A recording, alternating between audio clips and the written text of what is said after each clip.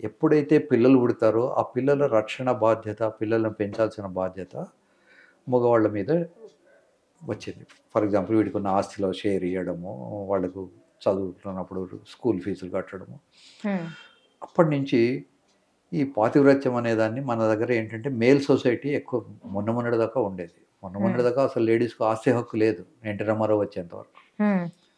So, అలాది అమ్మాయిల మీద ఇంపోజ్ చేసి పెట్టారు. చేసి పెట్టడం వల్ల ఆ పుట్టిన పిల్లలకు వీడు హస్బెండు, వీడిది బాధ్యత.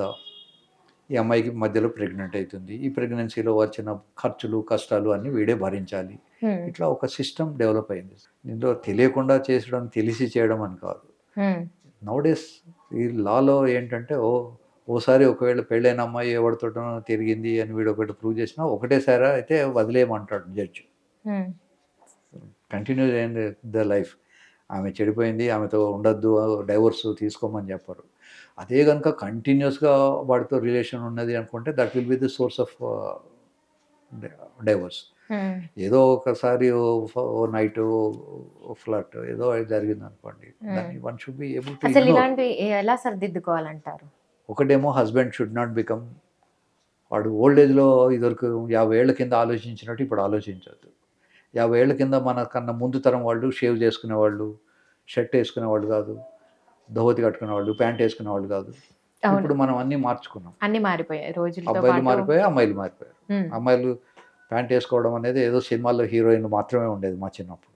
హ్మ్. ఓకే. జయలలిత గారో, ఇంకేదో అట్లాంటి వాళ్ళు ఓకే. అదొక పెద్దగా ఇష్యూగా చూసేవాళ్ళు. హ్మ్. హ్మ్.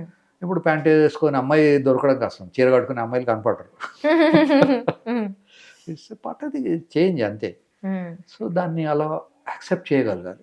నేను పెళ్లి చేసుకున్నాను గనుక ఇది నా ప్రాపర్టీ. నేను ఓ గేదెను కొనుక్కున్నాను. ఈ గేదె నాకే పాలియ్యాలి. నాకికి వేరే వాళ్ళకి ఇయ్యకూడదు అని అనుకోవడం పొరపాటు. ఒక రకంగా మూర్ఖత్వమే అవుతుందది. మూర్ఖత్వమే. హ్మ్. Even Supreme Court gives certain judgements. హ్మ్.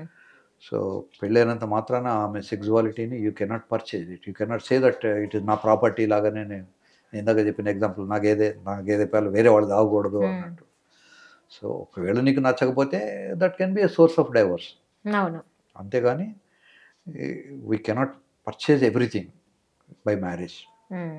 It's a mutual understanding. హ్మ్.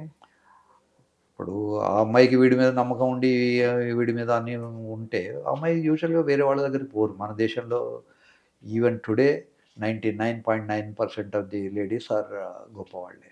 ఇంత మనం చెప్పుకున్న రోజుల్లో గూడా ఇప్పటికీ వాళ్ళకు పాపం ప్రిన్సిపల్స్ ఉన్నాయి. వాళ్ళ వల్లనే అంతో ఇంతో ధర్మం నడుస్తున్నది. హ్మ్. ఆహ్, ఇప్పుడు మగవాడు తిరిగాడనుకోండి గుర్తేంటి? అమ్మాయిలు తిరిగినప్పుడు గుర్తేముండదు. ఆ కన్నెపొర అనేది ఒక ఫాల్స్ ఫీలింగే. ఇప్పటికీ కొంతమంది మా దగ్గరికొస్తారు. సార్ నేను రెండోసారి పెళ్లి చేసుకోదలుచుకున్నాను. నాకు హైమన్ కావాలి అని. హైమనోప్లాస్టీ అని ఒక సర్జరీ చేసి మనం కన్నెపొర తయారు చేసి పంపిస్తాం. Okay. So, it's only psychological feeling. హ్మ్. సో, ఇప్పుడు నిజానికి షేక్ హ్యాండ్ ఇచ్చిన దానికి సెక్స్ చేసిన దానికి ఏమి తేడా? షేక్ హ్యాండ్ ఇచ్చినప్పుడు పిల్లలు పుట్టరు. సెక్స్ చేసినప్పుడు పిల్లలు పుట్టే అవకాశం ఉంటుంది. హ్మ్. సో, అందుకని దట్ ఈస్ ద డిఫరెన్స్. హ్మ్. తర్వాత ఎమోషనల్‌గా మనం దానికొక శాంక్టిటీ, ఒక గొప్పదనము ఒకటిచ్చాం. హ్మ్. కనుక everybody cannot have the intimate things. హ్మ్. సో, ఎందుకైతోంది? వాడు పట్టించుకోవాలి. ఒకవేళ ఆల్రెడీ తెలిసిందనుకోండి, దాన్ని he should not make it a big issue out of it. హ్మ్. కూర్చొని ఆలోచించుకోవాలి. నా బంగారం మంచిదేనా? నా బంగారంలో ఏం లోపం ఉంది? హ్మ్. హ్మ్. What are the defects I am having? నేను సరిగ్గా పలకరించాను. చాలా మందికి ఏమిటంటే నేను తిండి పెడుతున్నా కదా! నేను ఓ గేదెనో, ఆవునో కొనుక్కొని దాని కింద గడ్డి పడేస్తే అది ఉంటుంది అని అనుకుంటారు. హ్మ్. కానీ కుక్క పిల్లని పెంచుకున్నప్పుడు తెలుస్తుంది. కుక్క పిల్లని పెంచుకుంటే అది ఇంటికి రాగానే దాన్ని పలకరించకపోతే అది అరుస్తుంది. హ్మ్. అవును. అవును. హ్మ్. సో, అలా ఆఫ్టర్ ఆల్ కుక్కకే అంతున్నప్పుడు, ఒక అమ్మాయితో పెళ్లి చేసుకున్నప్పుడు వేరే ఇంట్లో ఒక 25 ఏళ్ళు బతికి వచ్చిన అమ్మాయి, ఆమెకున్న ఫీలింగ్స్ ఉంటాయి. ఆమెను పట్టించుకోవాలి. ఆమెతో స్నేహం చేయాలి. ఆమెకున్న ఆమెకొక సెక్యూరిటీ ప్రొవైడ్ చేయాలి. సెక్యూరిటీ అంటే కేవలం ఫైనాన్షియలే కాదు ఈ కాలంలో. హ్మ్. అవును. మిగతాయి కూడా చేయగలగాలి. ఒకవేళ సంపాదన లేకపోయినా, అమ్మాయి సంపాదించకపోయినా కూడా షీ ఈజ్ ఎ వుమన్. ఇప్పుడు ఆ అమ్మాయి మనం ఒక మిల్లీగ్రామ్స్ ఉన్నటువంటి ఒక స్పెర్మ్ అమ్మాయికిస్తే, అమ్మాయి 3 కిలోల పాపనిస్తుంది మనకు. హ్మ్. Such a great thing. No man can do it. Yes. వీడికి 100 స్పెర్మ్స్ ఇచ్చినా వీడేం చేయలేడు. 3 కిలోల పాపని తీయలేడు కదా! హ్మ్. సో, అమ్మాయి అంత గొప్పది అనే విషయం అర్థం చేసుకోవాలి.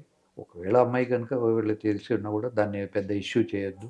Hi everyone, Nenu mi Vedika. Please subscribe to Volgo Health. Don't forget.